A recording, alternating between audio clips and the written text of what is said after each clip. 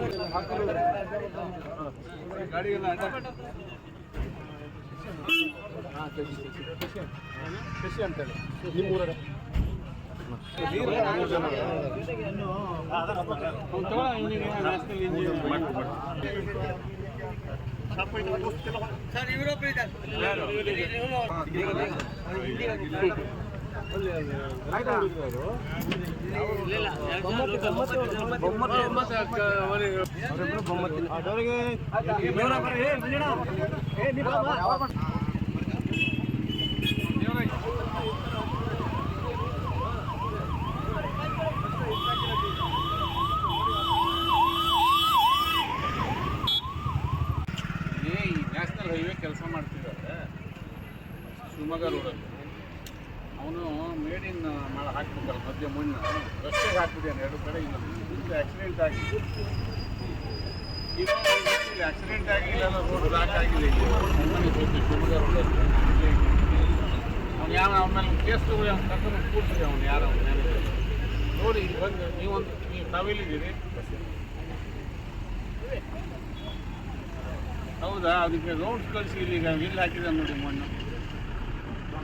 ಇಲ್ಲಿ ಶಿವಮೊಗ್ಗ ರೋಡಲ್ಲಿ ಹೊಳೆಗಿಂತ ಹಿಂದೆ ಹಾಂ ಕಳಿಸಿ ನಾವು ಇಲ್ಲ ಇಲ್ಲಿ ಇಲ್ಲ ಅವ್ನು ಏನು ಮಾತಾಡೋದು ನೋಡಿ ಬಿಟ್ಟು ಅನಾಹುತ ಆದಮೇಲೆ ಆಗೋದು ಮಾಡೋದು ಇಲ್ಲ. ಇಲ್ಲಿ ಒಂದು ಆಕ್ಸಿಡೆಂಟ್ ಆಗಿತ್ತು ಈಗ, ಹಾಗೆ ಇಬ್ಬರಿಗೆ ಹೆಡ್ ಇಂಜುರೀಸ್ ಆಗಿದೆ, ಸೀರಿಯಸ್, ಒಬ್ಬನಿಗೆ ಸೀರಿಯಸ್ ಇದೆ. ಇನ್ನು ನ್ಯಾಷನಲ್ ಹೈವೇ ಕೆಲಸ ಮಾಡೋರು ಅವೈಜ್ಞಾನಿಕವಾಗಿ ಈ ಥರ ಮಣ್ಣು ಅಂತಂದು ರಸ್ತೆಗೆ ಹಾಕ್ತಿದ್ದಾರೆ, ಮಧ್ಯ ಮೇಡಿನಿಗೆ ಹಾಕ್ಕೊಡೋದು, ಮೀಡಿಯನ್ ಅದಕ್ಕೆ ಹಾಕೋದು ಉಳಿದ ನೀರು ಹಾಕೊಂಡಿದ್ದಾರೆ. ಜನಕ್ಕೆ ಕಾಣೋದಿಲ್ಲ, ಬರ್ತಾ ಇರ್ತಾರೆ, ಅದು ಮಣ್ಣಿನ ಕಲರ್. ಈಗ ಹಾಗೆ ಅನಾಹುತ ಆಗಿದೆ. ಈಗ ಎರಡನೇ ಅನಾಹುತ ಇದು. ಮೊನ್ನೆ ಒಬ್ಬರು ಕ್ಷೇತ್ರದಲ್ಲಿ ಮಾಡಿ ಅವನ ಜೀವನ ಹಾಳು ಮಾಡಿದ್ದಾರೆ. ಇದು ಎರಡನೇ ಪ್ರಕರಣ. ಇದು DSP ಹೇಳಿದ್ದೀನಿ, ನ್ಯಾಷನಲ್ ಹೈವೇ ಇಂಜಿನಿಯರ್ ಹೇಳಿದ್ದೀನಿ. ಕ್ರಮ ನಾಳೆ ಬೆಳಗ್ಗೆ ಒಳಗೆ ತೆರವುಗೊಳಿಸ್ತೀವಿ. ಕಂಪ್ಲೇಂಟ್ ಪೊಲೀಸ್ ಕಂಪ್ಲೇಂಟ್ ಕೊಡ್ತೀವಿ. ಗುತ್ತಿಗೆದಾರರು ಸರಿಯಾಗಿ ಗುತ್ತಿಗೆದಾರರು ಅವ್ನು ನ್ಯಾಷನಲ್ ಹೈವೇ ಇಂಜಿನಿಯರ್ ಆಗಿದ್ದೀನಿ, ಅವ್ನು ಮಾಡಬೇಕಿದೆ. ಗುತ್ತಿಗೆದಾರರು ನಾವೇ ಮಾತಾಡೋದು. ಮಟ್ಟಿಗೆ ನೀವೇನು ಸಹಾಯ ಮಾಡಿದ್ದೀರಿ? ಅದರಲ್ಲಿ ಇಲ್ಲ, ತಗೊಂಡು ಕೂಡಲೇ ಆಂಬುಲೆನ್ಸ್ ಫೋನ್ ಮಾಡಿ ಆಂಬುಲೆನ್ಸ್ ಕಳಿಸಿದ್ದೀವಿ. ಗೌರ್ಮೆಂಟ್ ಆಸ್ಪತ್ರೆಗೆ ಸೀರಿಯಸ್ ಇದೆ ಒಬ್ಬನಿಗೆ. ಇದಕ್ಕೆ ಕಾರಣ ನಮ್ಮ ಹೈವೇ ಇಂಜಿನಿಯರು, ಹೈವೇ ಕಾಂಟ್ರಾಕ್ಟರು ಈ ಥರ ಮಣ್ಣು ಹಾಕೊಂಡಿದ್ರೆ ಎಷ್ಟು ತೊಂದರೆ ಆಗ್ತದೆ.